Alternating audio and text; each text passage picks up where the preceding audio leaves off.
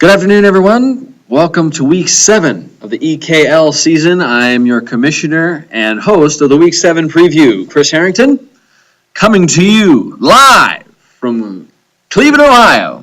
I just spit all over my computer. All right. Before I begin this week's preview, I did want to talk about something that is, I think, very unique about the EKL, and that is summed up in one word: parity. Parity.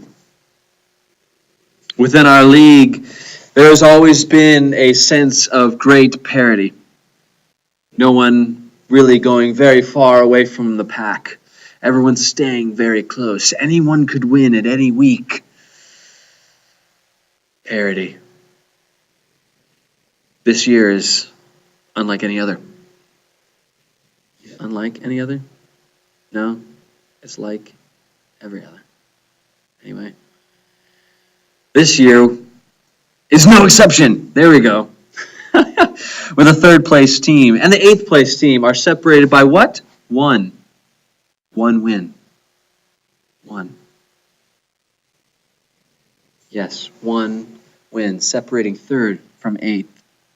Okay, so maybe there's 200 points separating them, but there's still one win.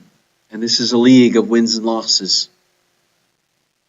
You have one owner this year that has decided to buck the trend.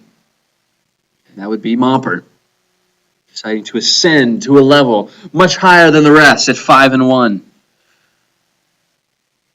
But this week he goes up against Crosby. Crosby, who can be one who can pull him back down into parity with the rest of us. Parity. That is one of the things about the EKL that we have all come to know and love. Now, to our week preview. Week 7 preview, that is. Why don't we go to the Crosby-Momper matchup? Right now, Momper is sitting there with a lead, 28-0. He has 13 points already with his kicker and 15 points from Lynch. He's doing well. Let's go right to it. Tom Brady gets Gronkowski back, so that'll be a huge help to him. But I think Andrew Luck is actually going to be his number one quarterback this week, going up against Denver. Andrew Luck showing Indianapolis why they made the right choice in going with him over Peyton. It's going to be a shootout. Matt Ryan, on the other hand, for Crosby's team, doesn't have Julio Jones. Roddy White's hurt. Alex Smith doesn't like to throw it over 10 yards, which is exactly why Dwight Bowe isn't playing well. I'm going to go quarterbacks to Momper. Wide receivers, Jackson and Cruz up against Thomas and Nelson. These are 4 top 10 wide receivers this year. I'm actually going to say this is a push. This is a push. Oh! Actually, no. You know what? I'm going to say Crosby wins this one because Nelson's going to have Joe, I'll hang all over your back and they won't call it because I think I'm awesome, Hayden. So I'm going to actually go with Crosby on the wide receivers. Running backs, I'm going to go with Momper, already having 15 locked in with his running back. Lamar Miller and Reggie Bush, they're going to do okay. But I think Lynch and Richardson are gonna win the day. Cameron will in that position for Crosby. At the wide receiver position, you have Torrey Smith, y'all, going up against Pittsburgh. Pittsburgh's secondary has done very well at taking out the number one wide receiver of the opposing team. So I think Torrey Smith is not going to get to his 8 points that he's projected. Willis McGahee going up against the Packers. I think the one thing that will hurt him is that the Packers, I think, will actually do fairly well, and Cleveland might get away from the run. Blackman, on the other hand, playing awesome, leading the league the last 2 weeks in yards, receptions. So he's playing really well. And Bell, starting Le'Veon Bell instead of Gio or Bilal Powell.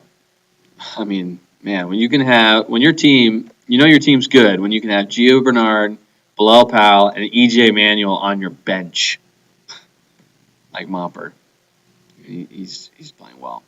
Kansas City, I think, is going to outdo Denver. Again, Denver is going to be a part of a shootout. So I give this one to Momper. Sadly, going against the parity trend yet again. Picadilla versus How to Mute a Mic. In this one, I think quarterbacks are going to be tight. I think that the quarterback position is actually going to be a wash. And I think that not because Ben Roethlisberger is going to play well, which I don't think he really will, but that Cam Newton, I think, is going to play awesome. Now, the fact that they go, wait a second, we have a quarterback that can run, I think that Carolina is actually going to start doing well. I think Cam Newton is now going to be a top 5 quarterback the rest of the way. And so I think that he alone is what's going to make this a tight play at quarterback. Romo is going to have a good day against Philly. And Stafford, I think, is going to have a fairly decent day against Cincinnati. The one thing that's going to help Cincinnati is the fact that Calvin Johnson is kind of hurt right now. So that can help Cincinnati a little bit. But I'm going to say that I'm going to win, but in a slight margin at the quarterback position. It'll most likely be just above a push, if not a push. Wide receivers, Andre Johnson going up against Kansas City. Kansas City's secondary has done great at shutting down wide receivers, so I don't think he's going to play well. And Vincent Jackson will have a decent day, but he's going up against Josh Gordon, who is playing against the Packers, and Eric Decker against the Colts. That'll be a shootout. My hope is that the Browns don't actually trade Gordon before Sunday, and there actually is talk that Josh Gordon might finish the season on the San Francisco 49ers for a second-round pick. So, my hope is that he stays in Cleveland, at least for this week, and gets traded to San Francisco early enough that he can join their team and be able to play seamlessly without having to take a week off trying to learn the playbook. At running back, we have LaShawn McCoy and Adrian Peterson up against Arian Foster and C.J. Spiller. Thankfully for Spinogle, Foster has begun to play like the Foster of old, but C.J. Spiller has yet to get the opportunities to play like the running back that we thought he would be. And he's also playing against a bad offensive line.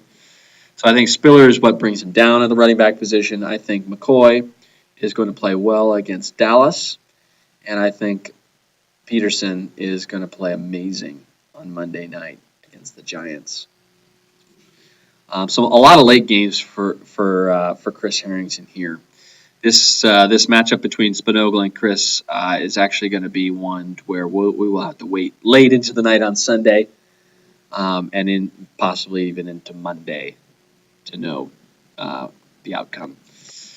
Julius Thomas is not projected for as many points as Witten, but I think he's going to get more points than Witten. So tight end is going to go to Spinogle, and then the flex spot is going to go to Spinogle with Wes Welker playing amazingly well with the Colts. He's going up against Jamal Charles, who has yet to have a week this week where he's ran for less than 100 yards of total offense and a touchdown. I think that streak could actually stop this week, and so I'm actually going to give the flex spot to Spinogle. But overall, I'm going to give the game to myself. Next, Babalaba Shab Lob Log versus the Guiding Hand. JB has been helped by having his quarterback already score him 19 points, which is helpful. So he goes into Sunday already having 19 points, and Nick Foles, who will be a part of a shootout with the Cowboys. Thing is, though, that the Cowboys' defense has actually been playing okay. So I'm not sure how well he'll do, but he will be going up against Tannehill and RG3. I think JB, Babalaba Shab Lob Log, wins the QB position. Wide receivers, Calvin Johnson, a little hurt, and going up against Cincinnati. So he's a little hurt, and so he could potentially not play well for Sandvig. Garcon is playing well, but he's going up against Chicago. and it's hard to go against Brandon Marshall and A.J. Green. So I'm going to go with Brandon Marshall and A.J. Green in this one as winning the wide receiver position for JB. Running back, you have Forte and Fred Jackson. Forte is actually playing really well this year, and I'm kind of scratching my head. Why did I go with Chris Johnson over Forte when I had the chance in the second round? But anyway, Forte is going up against the Redskins defense, and so I think he'll play well. And Woodhead and Ryan Matthews, not so good. So basically, Sam Vegas is taking the San Diego backfield versus Forte and Fred Jackson. Interesting play. I think Forte and Fred Jackson will actually win. And DeMarco Murray, I'm pretty sure, is still going to play this week. So it's interesting that Sandvig doesn't have him in his lineup. Anyway, tight end position, I think obviously, in my opinion, goes towards Vernon Davis winning that one. But Kyle Rudolph could be a dark horse in that he has a new quarterback thrown to him this week, and he might want to go to his safety blanket. Ray Rice playing against Pittsburgh. Solid defense. Reggie Wayne in the shootout against Denver. Going up against Antonio Brown and Zach Stacy. I think the flex position goes to JB. I think this is going to be a sound victory for Baba Laba Shah Blah Blog. I'm going to give that one to JB. And finally, our game of the week. Des Dispenser versus Team Also. Pierce. Pierce, your quarterbacks are amazing. So Peyton Manning and Phillip Rivers are going to win. They're going to do very well, and they're going to win the quarterback position for you. Even though Eli Manning is top 5 in yards per game and top 10 in touchdowns, he is still not having a great year. Why is that? Because he is the top thrower of interceptions. So Eli Manning is good, and he could actually have a good week against Minnesota, but I don't know how many more weeks you can trot him out with any confidence. Jay Cutler is going to have a great week. He's only scored under 20 points once this season, so he's been very solid. Yeah.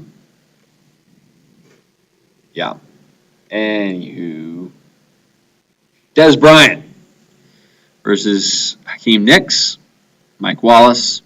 I think Dez Bryant covers both in this one. And then Edelman will just be icing on the cake. I think Edelman will be helped by having Gronk come back. And by the way, Gronk is not only back for the Patriots, but he's also back for the Dez Dispensers. Rob Gronkowski going up against Finley for Green Bay. Gronkowski, I think, is going to come back in a big way. Matt, well done. A needed shot in the arm for Matt's team is getting Gronkowski back. So I'll give him that position there. At running back, you have Marino and Jones-Drew up against Martin and Gore. I actually think that Tennessee's defense is fairly good. So I'm going to go with Marino and Jones-Drew. So Pierce gets the win at running back. At the flex position, Alfred Morris and Mike Williams up against Eddie Lacy and Jacobs. And Jacobs. Jacobs played well last week, but I think a lot of that has to do with the fact that he was going up against the Bears, and the Bears have no one in the middle of their defense right now. And Matt happens to have Alfred Morris going up against the Bears. So I expect Matt to do very well this week in the flex position, and so it'll make it a tighter race.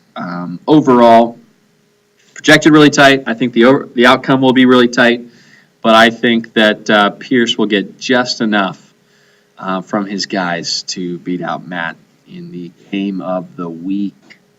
I love you all so much. May you enjoy Week 7 of the NFL and EKL season. Love you all.